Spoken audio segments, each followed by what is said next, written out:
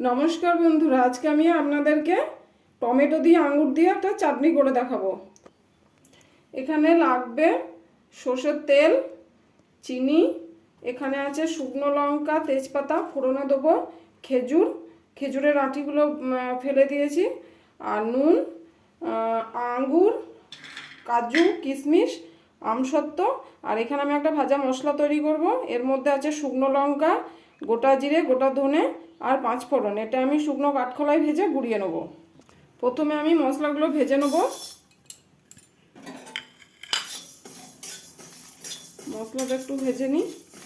যখন মশলাটা থেকে গন্ধ বেরোবে বেশ ভাজা, তখন বন্ধ করে দেবো। এটা আমি একদম অল্প আঁচে ভাজছি, কারণ বেশি আঁচে ভাজলে পুড়ে যাবে। কড়াই আমি তেল দিয়ে দিচ্ছি।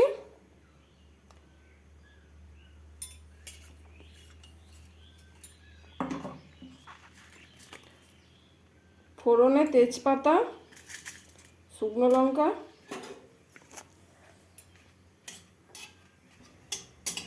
পর আমি টমেটোগুলো ছেড়ে দেবো।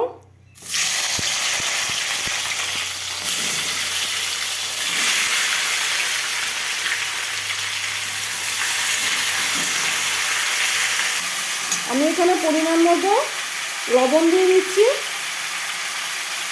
আমি এখানে হলুদ ব্যবহার করবো না, কারণ চাটনি পাতা আমি হলুদ দেবো না। হলুদ দিলে কালারটা একটু অন্যরকম হয়ে যায়, হলুদ না দিলে কালারটা খুব সুন্দর আসবে।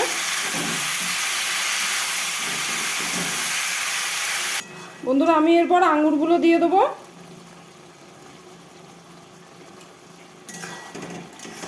ভালো করে কষবো, টমেটোটা যাতে ভালো করে একটু গলে যায়। বন্ধুরা, আমার টমেটোটা ভালো করে কষানো হয়ে গেছে, তেলে পুরো গলে গলে গেছে। আর এখানে আমি বলতে ভুলে গেছি, আমি আঙুরগুলো মাঝে মাঝে দুটো পিস করে নিয়েছিলাম। এরপর আমি কাজুটা দিয়ে দেবো আর চিনিটা দেবো।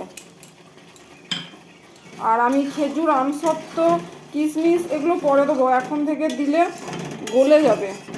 ওটা আমি একটু নামাবার আগে দিয়ে দেবো।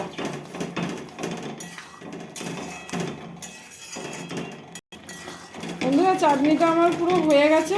এরপর আমি আমসত্ত্ব, কিশমিশ,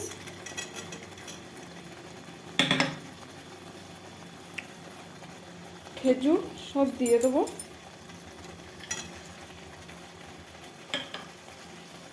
এগুলো আগে থেকে দিলে গলে যাবে, তার জন্য এগুলো নামাবার সময় দিলাম। এগুলো গরমে একটু সেদ্ধও হয়ে যাবে আর গোটা গোটা থাকবে, ভালোও লাগবে খেতে।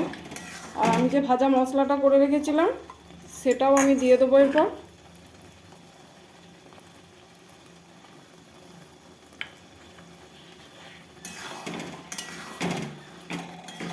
বন্ধুরা, আমার চাটনি পুরো কমপ্লিট।